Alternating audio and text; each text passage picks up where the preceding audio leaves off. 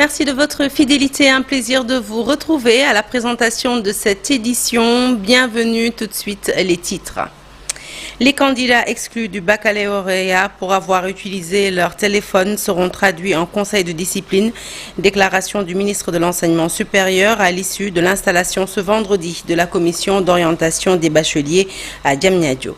Rupture du contrat instituant l'implantation d'une seconde usine de dessalement d'eau de mer, une décision des autorités appréciée par le coordonnateur du Forum social. Mignane Diouf pense que ce projet est inopportun. Il nous dit pourquoi dans ce journal. Affaire Fulbert Sambou, après la famille éplorée, ses anciens frères d'armes réclament justice. En point de presse, ils demandent au chef de l'État de faire jaillir la vérité sur les circonstances de la mort du sergent. Et puis, tournée du Premier ministre dans le Nord, Ousmane Sonko est très attendu par les populations pour apporter des solutions aux défauts d'assainissement qui sévit dans la région de Saint-Louis. Une urgence à régler avant l'hivernage qui s'annonce déjà. Voilà pour les titres. Tout de suite, le développement de l'actualité.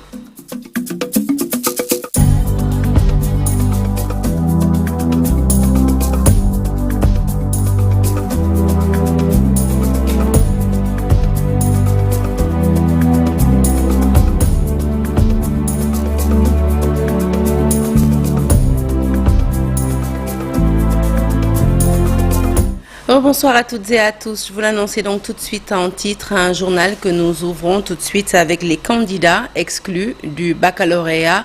Où qu'ils se trouvent sur le territoire, eh bien, ces candidats seront traduits devant un conseil de discipline. Déclaration faite par le ministre de l'Enseignement supérieur. C'était ce matin en marge de l'installation de la commission d'orientation des bacheliers. Abdourahmane Diouf s'est également prononcé sur le cas des bacheliers empêchés pour défaut d'état civil. Pour ces derniers, eh bien, les réinscriptions démarrent le 8 juillet prochain. Elles se termineront le 10 juillet prochain. Le ministre de l'Enseignement supérieur s'est exprimé en marge de l'installation de la commission d'orientation des nouveaux bacheliers, désormais dirigée par le professeur Jean-Louis Correa. Je vous propose de l'écouter au micro d'Abdou Diouf Diagne et d'Ahmadou Bamba Samba.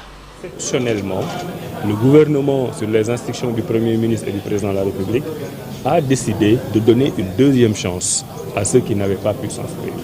On ne parle pas de ceux qui ont des faux extraits de naissance. On parle de ceux qui avaient des vrais problèmes d'état civil et qui les ont résolus. Donc nous allons ouvrir la période de réinscription très rapidement pour que tous ceux qui n'avaient pas fait le bac comprennent qu'ils n'ont que 3 jours, les 8, les 9 et les 10 juillet, donc la semaine prochaine, pour aller s'inscrire. Ils doivent le comprendre parce qu'on leur donne une deuxième chance, ils ne doivent pas rater. Alors je voudrais dire que la responsabilité du ministre, c'est d'appliquer la loi. Et les présidents de jury qui ont pris ces décisions ont appliqué la loi. Maintenant, la voie qui s'ouvre pour ces élèves et ces parents d'élèves, c'est d'aller devant la commission de discipline pour défendre leur cas. Maintenant, la commission de discipline peut voir s'il y a des circonstances aggravantes, des circonstances atténuantes, délibérer en toute liberté et décider du sort de ces élèves. C'est ça la prérogative du ministre, c'est ce que je peux dire. Et je dis aux familles qui sont concernées que je défends l'application de la loi, l'application stricte de la loi, mais je comprends aussi la douleur humaine qu'il y a derrière l'élimination des élèves dans ces conditions. Et parlant justement d'élimination de bacheliers au CM de Dara, 8 élèves ont été interpellés par les examinateurs du jury 1050. Le président du jury a informé les Pandores qui les ont cueillis. Il leur est reproché l'utilisation de leur téléphone et des communications à travers un groupe WhatsApp. Plusieurs membres du groupe sont activement recherchés. Malik Ndiaye est le président du jury 1050.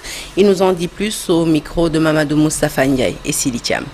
Le chargé de la supervision, c'est-à-dire celui qu'on appelle le coordonnateur des surveillants, m'a rapporté un fait.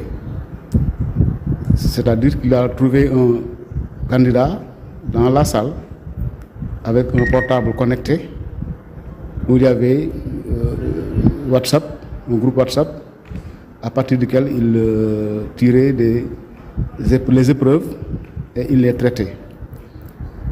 Il me l'a amené. Nous avons constaté, en regardant le téléphone, nous avons constaté les faits. Je m'en suis ouvert à mon collègue de l'autre jury Et ensuite, j'ai appelé mon superviseur pour lui relater les faits. Il m'a donné les directives à suivre et nous avons fait le reste. C'est-à-dire, nous avons demandé à l'élève de nous donner les noms des autres membres du groupe, parce qu'on avait vu que dans le groupe, il y avait des membres, mais c'était codé. Comme nous ne sommes pas des spécialistes en la matière, nous avons décidé de s'en ouvrir à la gendarmerie. Ils ont pris le fautif avec son téléphone portable, ils l'ont amené à la brigade. Et c'est de la brigade, ils ont su nous montrer effectivement que c'était un cas de fraude avéré. Il y avait effectivement un groupe WhatsApp administré par des élèves du centre. Et il y avait des épreuves, il y avait toutes les preuves d'une fraude. Et ils ont même appréhendé, dans la journée d'hier, ils ont appréhendé non seulement le premier, mais ils ont appréhendé aussi 4 autres. L'ensemble des concernés tourne, en tout cas pour mon jury, ça tourne autour de 7 dans mon jury. Et il se trouve qu'il y a d'autres membres du groupe qui ne sont pas dans mon jury, mais qui sont dans d'autres jurys dans la ville, et même peut-être ailleurs, en dehors de Dara. Nous avons fait notre travail, c'est-à-dire nous avons constaté un fait de fraude, nous l'avons dénoncé et nous avons laissé la justice faire son travail.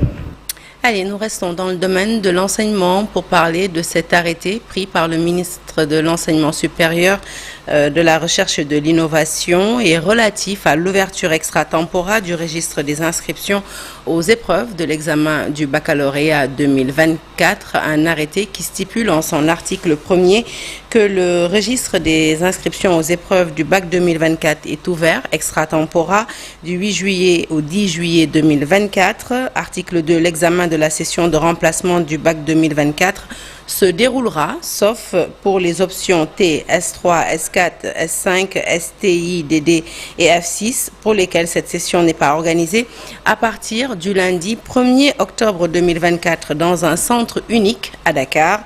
Article 3, seuls les candidats qui remplissent les conditions énumérées à l'article 12 du décret 95/947 du 18 octobre 1995 portant organisation du baccalauréat modifié peuvent être autorisés à se présenter à la session de remplacement. Article 4, le directeur de l'Office du baccalauréat est chargé de l'exécution du présent arrêté qui sera publié et communiqué partout où besoin sera. Un communiqué donc signé le ministre de l'Enseignement supérieur, de la Recherche et de l'Innovation.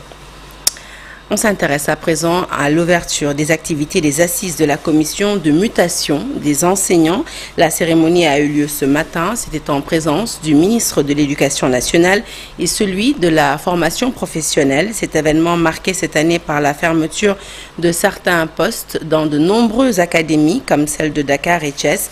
Pour faire face à ce problème, les syndicats du G7 invitent le gouvernement à recruter un nombre conséquent d'enseignants. Lors de ce conclave, les candidatures de près de 26 000 agents à des postes de mutation seront examinées cette année, nous dit Moustapha Mbaba Guirassi, ministre de l'Éducation nationale, qui ajoute que l'État fera le nécessaire.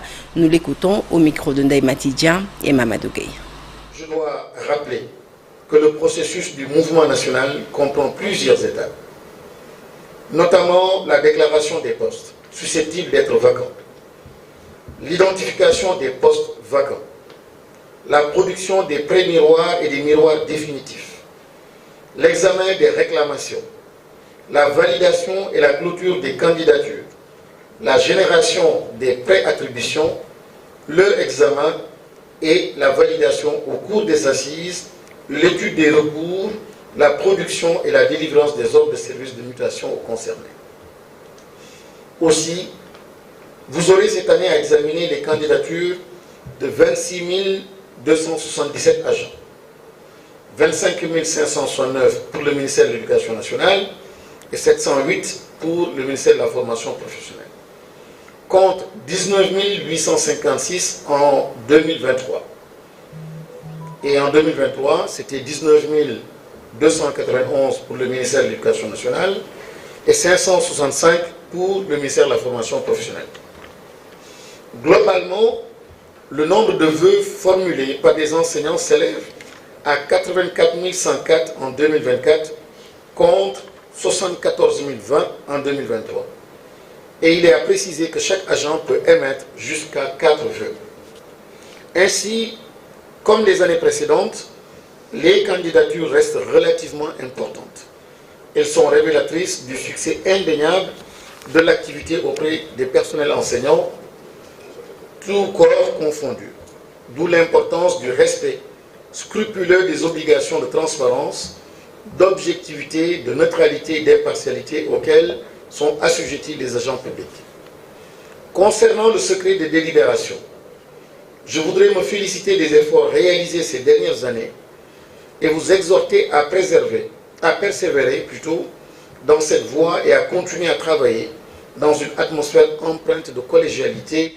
Et puis, sachez que le président de la République, Bassirou Diomaye Faye, a reçu ce vendredi au Palais de la République la délégation de la Convention des jeunes reporters du Sénégal. Migui Maram Ndiaye, président de la CJRS, a exposé les défis auxquels sont confrontés les journalistes sénégalais, notamment la précarité salariale, les besoins en formation et les questions de sécurité.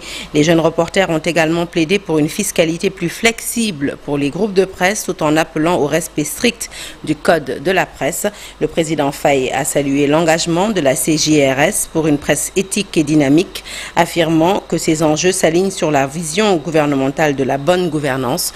Le chef de l'État a également insisté sur l'importance de la justice fiscale et sur le respect des lois, des éléments cruciaux pour la consolidation de la démocratie sénégalaise. Selon lui, dans ce contexte, le président Faye a réitéré son soutien indéfectible à la presse, qu'il considère comme un pilier essentiel de la société sénégalaise. Cette rencontre intervient alors que la Convention des jeunes reporters du Sénégal célèbre cette année son 20e anniversaire avec un gala et la remise du prix Mamles Camara pour l'excellence en journalisme d'investigation. Votre travail est vital pour notre nation et nous sommes déterminés à soutenir une presse libre et responsable, a déclaré le président Bassirou Diomaye Diakhar Faye. Annulation par les autorités du contrat de dessalement de l'eau de mer avec la société saoudienne Aqua Power. Une bonne décision de l'avis du coordonnateur du Forum social qui estime que l'implantation de cette usine constituait un véritable paradoxe sans plus de coûter très cher aux usagers. Les explications de Mignane Diouf, c'est au micro de Pape Faraning. Donc c'est heureux pour nous aujourd'hui d'entendre que oui, finalement, le gouvernement a décidé de rompre ce contrat-là, qui était un contrat, à notre avis, très paradoxal.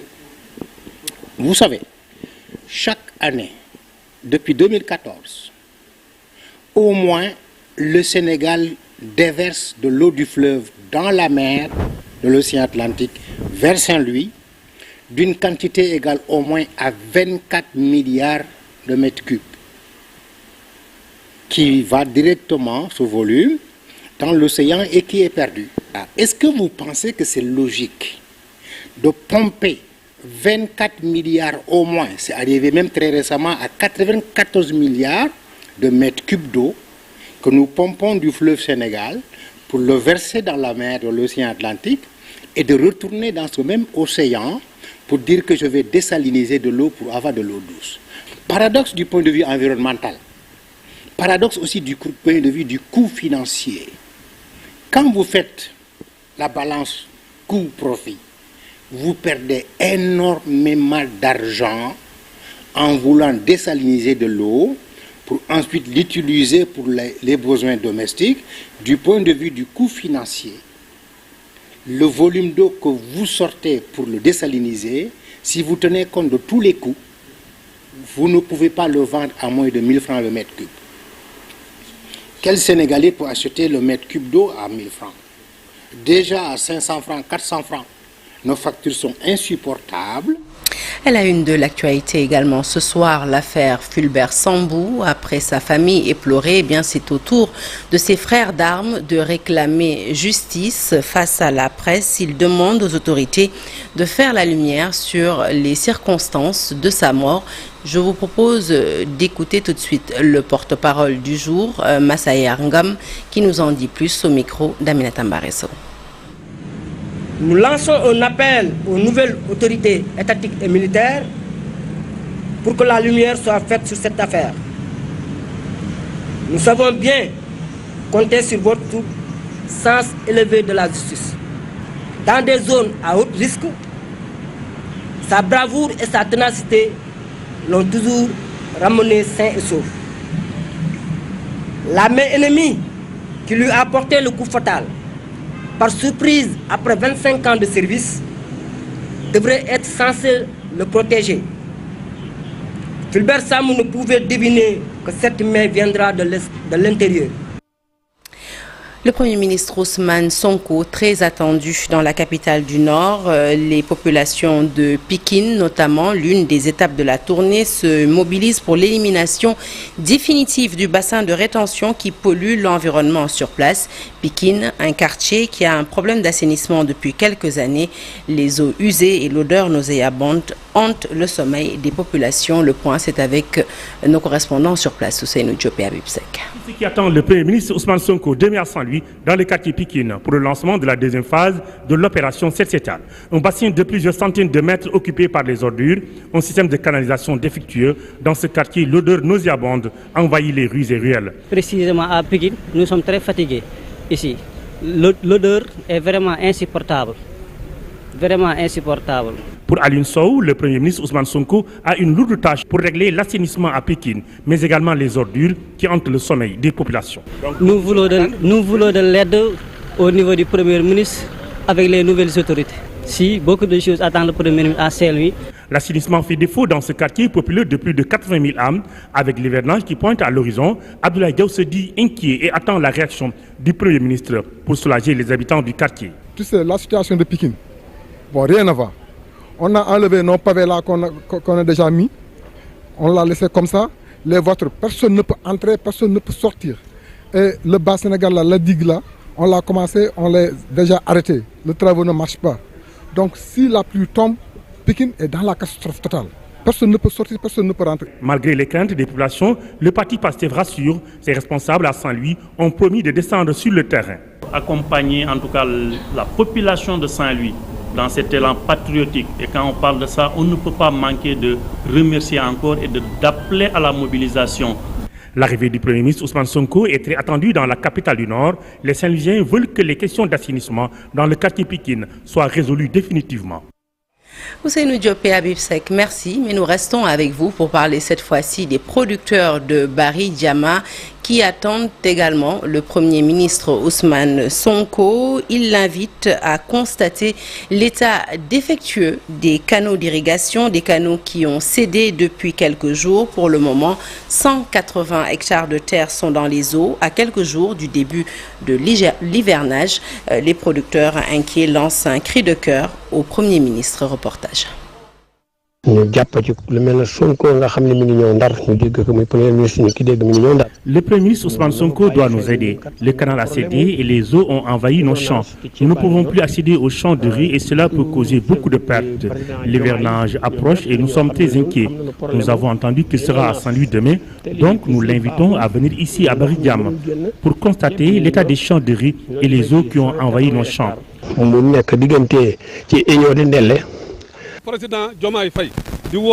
Nous allons faire aujourd'hui un cri de cœur pour demander au Premier ministre Ousmane Sonko de venir dans cette zone. Les producteurs sont fatigués. Nous avons ici plus de 187 hectares de terre, mais nous risquons de tout perdre. Ce que nous voulons, c'est la maîtrise du drainage. Chaque année, nous avons les mêmes problèmes, mais la SAED n'a rien apporté comme solution.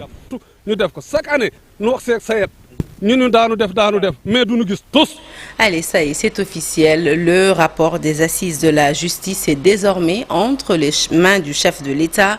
30 recommandations formulées par les parties prenantes qui visent à réparer et à refonder le service public de la justice. Il s'agit entre autres du renforcement des ressources financières et infrastructurelles, d'assurer un véritable service d'exécution des peines, d'instaurer un juge des libertés et de la détention, mais aussi de créer une cour constitutionnelle ainsi qu'une autre autorité de la justice.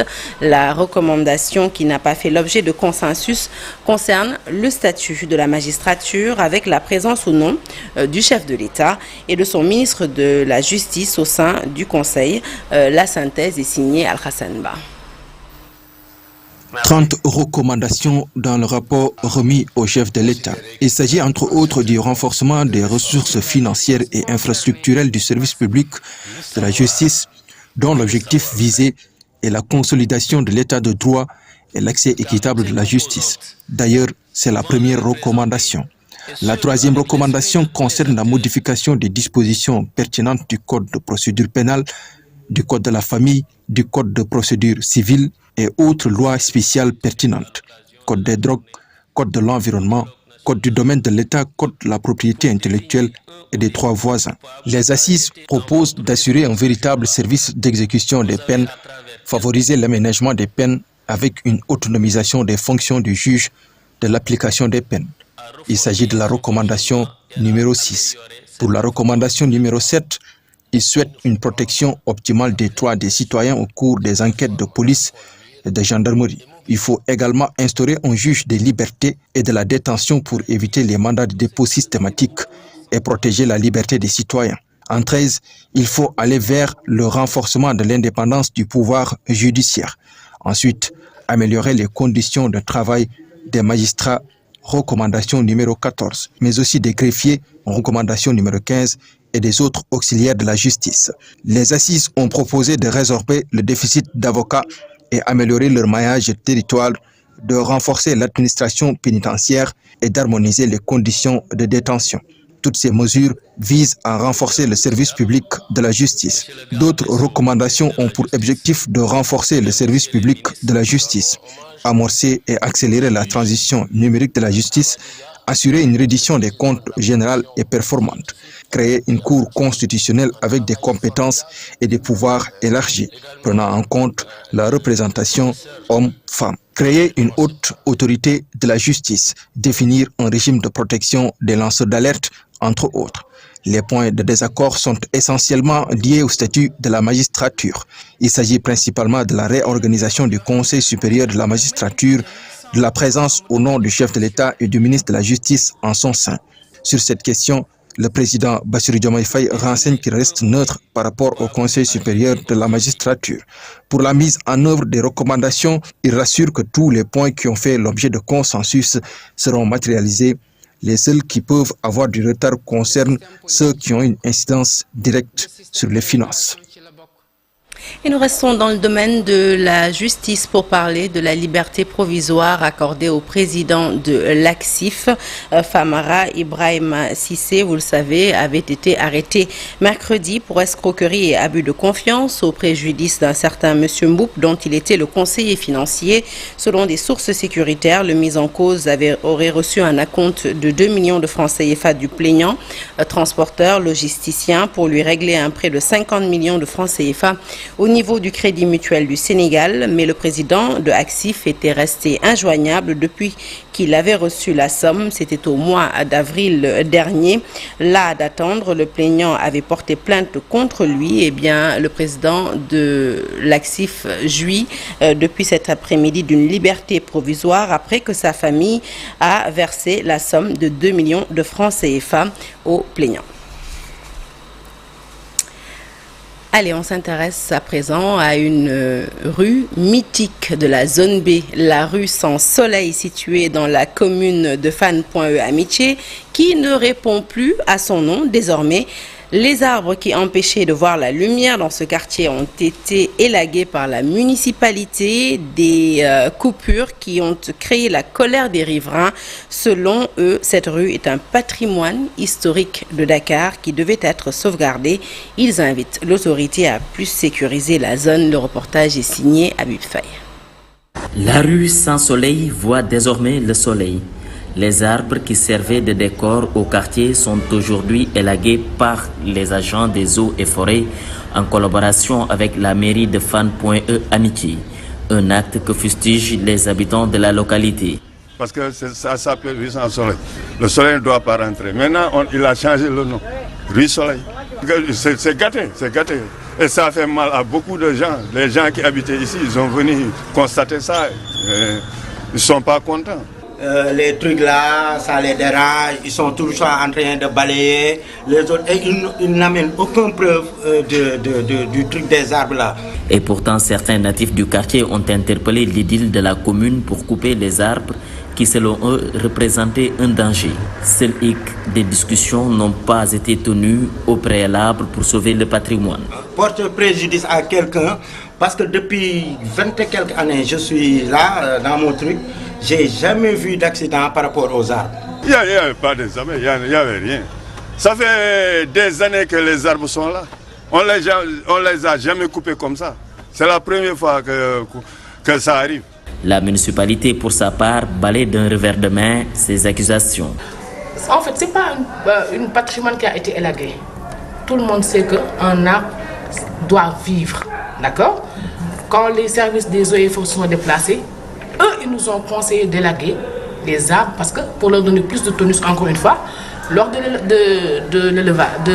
l'hivernage, excusez-moi, d'accord, on n'a pas élagué pour élaguer. On a élagué pour plusieurs raisons. Certains se plaignaient des niches d'oiseaux qui tombaient sur les parabrises, comme je l'ai dit tantôt. D'autres se plaignaient des abeilles qui rentraient dans leur maison. Toutefois, les populations invitent l'autorité municipale à veiller à la sécurité des quartiers, car récemment, des cas d'agression ont été signalés dans la cité. Allez, on s'intéresse à une autre commune à présent, une commune centenaire, celle de la Médina, dont le maire préconise des pistes de solutions pour protéger les commerçants et les marchands ambulants du déguerpissement. Avec les Jeux olympiques de la jeunesse, les artères de la ville seront sécurisées à 100% selon Bamba Fall et le secteur informé ne sera pas épargné, dit-il. Et sur ce, il veut éviter un conflit avec ses acteurs commerciaux. Il les invite toutefois à unir leurs forces pour le bien de la commune. Bamba Fall s'est exprimé lors de sa rencontre avec les acteurs des marchés cet après-midi. Nous l'écoutons au micro d'Abib Faye. Les tabliers, les marchands ambulants et les commerçants pour harmoniser davantage sur les problèmes. Donc je pense qu'au niveau de la Médina, notre problème est réglé. Il y a des positions qui n'étaient plus admissibles. On a demandé aux ambulants de ne plus fréquenter ces passages. Des mesures ont été prises sur l'heure de fermeture et l'heure d'ouverture et les jours qu'on doit fermer aussi. En ce qui concerne aussi, sur le plan social aussi. Donc nous nous sommes réunis, on a installé le comité de recasement et d'assistance, n'est-ce pas, du secteur informel.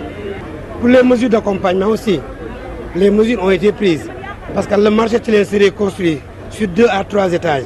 Ce qui nous permettait de ne plus avoir de tablier sur l'avenue Blaise Diagne. Parce que la musique dérange les élèves, ce que je n'admettrai pas aussi. En ce qui concerne le centenaire aussi, des réunions seront tenues la semaine prochaine. C'est la raison pour laquelle on a eu l'appui des Jeux olympiques à travers la Joroute. Et que si la Médina doit abriter les JOJ en 2026, il serait inadmissible que le visage de la Médina ne change pas.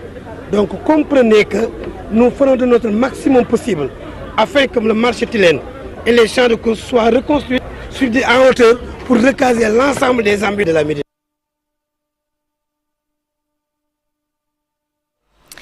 On parle à présent de la mairie de la Padoue qui reste entre les mains du PASTEF après vote et dépouillement de 56 conseillers et 4 procurations ont obtenu Jean-Louis Ndiaye, bulletin blanc, Taxawu Sénégal 25 voix, Abdoulaye Ka, bulletin jaune PASTEF 35 voix. Le candidat de PASTEF, Abdoulaye Ka, est donc déclaré vainqueur au premier tour de scrutin avec 35% des voix. Abdoulaye Ka est donc le nouveau maire de la Padoue.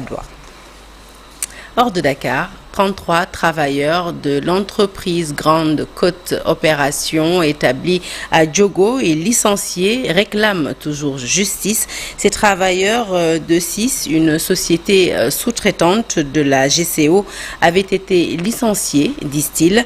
Ils réclamaient leur prime de confinement lors de la crise sanitaire de la Covid-19 et depuis 4 ans, ils courent derrière les autorités pour leur réintégration. Ils ont tenu un sit-in à Thiès pour se faire entendre et c'était en présence de nos reporters Charanta Diop et Seyla Tire. Ils sont en chômage depuis 4 ans, ces travailleurs de CIS, une entreprise sous-traitante de la GCO de Diogo, ont été licenciés parce qu'ils réclamaient, disent-ils, leur prime de confinement durant la crise sanitaire du Covid-19. En réponse à cette injustice, les travailleurs ont tenu un sitting pendant 3 jours pour une amélioration de leurs conditions. On a tenu une réunion à GCO avec la présence de notre mandataire. On a repris le travail pendant 1 mois. Après, il est revenu pour distribuer des lettres de demande d'explication. Il nous a envoyé des lettres de licenciement par l'intermédiaire d'un huissier. Ces ex-travailleurs de GCO s'insurgent contre la décision de la justice et exigent que l'acte de justice soit délivré. En première instance, tout de suite on dit que nous on est débuté, que c'est Yes qui a gagné. Jusque-là, nous réclamons l'acte de justice pour qu'on peut faire appel à la cour d'appel. Face à cette situation, les 33 personnes licenciées demandent l'arbitrage des nouvelles autorités. Nous demandons aux nouvelles autorités de nous aider pour résoudre ce problème. Nous sommes plus de 33 personnes. Nous étions même 56. On n'a même pas d'intermédiaire avec qui s'adresser. Donc toutes ces familles, pendant 4 ans, sont dehors. On ne nous a pas payé, on est là, on souffre avec nos familles. Et personne ne veut nous voir. Ils campent fermement dans leur position de poursuivre le combat jusqu'au bout. Allez, on passe au sport à présent avec le festival Sport et Santé qui débute ce vendredi pour 3 jours. L'occasion pour la jeunesse de s'exercer au fitness, mais pas que ça, également à beaucoup d'autres disciplines sportives dans une ambiance festive, selon le promoteur de ce festival, Eric Fabre, qui annonce avoir dégagé un budget de 200 millions de francs CFA. Il nous en dit plus au micro de Chersali Boudiara. De fête et d'interactivité où le public pourra même s'essayer au bras de fer, s'essayer au kickboxing, s'essayer au powerlifting, etc. Donc le but, c'est vraiment cette interactivité et de faire découvrir des différentes disciplines. Le but aussi, c'est de valoriser le sport pour la santé, bien sûr, et d'être également sur un plan festif, puisque vous êtes dans un pays aujourd'hui et plus largement un continent où 70% de la population a moins de 25 ans. On est aujourd'hui sur un investissement de plus de 200 millions de francs CFA pour le festival, c'est clair. Nous n'avons aucun sponsor parce que on veut respecter l'état d'esprit et justement pas rentrer dans ces histoires d'argent qui n'allaient jamais là où elles devaient aller, c'est-à-dire pour pouvoir aider ces associations et aider ces jeunes soit à s'exprimer dans leur art qui est la chanson, le hip-hop, le rap ou peu importe, ou pour les athlètes. Hors de chez nous, la Confédération africaine de football, la CAF, a rendu public ce jeudi sa décision sur la sanction prise à l'encontre du président de la Fédération camerounaise de football, Samuel Eto'o. Il devra payer une amende de 200 000 $ pour violation des principes d'éthique et d'intégrité. La Confédération africaine de football, la CAF, a dévoilé son verdict donc ce jeudi et en signé un contrat d'ambassadeur avec la société 1xBet. Samuel Eto'o a violé les principes d'intégrité sportive et d'éthique contenus dans l'article 2, paragraphe 3 des statuts de la CAF. Le président de la FECAFOOT est donc condamné à une amende d'un montant de 200 000 $. Suite à la décision rendue par l'instance, les avocats de Samuel Eto'o ont annoncé ce vendredi dans la foulée faire appel devant le jury d'appel de la CAF. Voilà, vous savez tout ou presque. Ce journal est à présent terminé, mais restez avec nous. Vous le savez, l'actualité se poursuit sur toutes nos plateformes digitales. Et on se donne rendez-vous tout de suite pour la deuxième partie de Soir d'Info.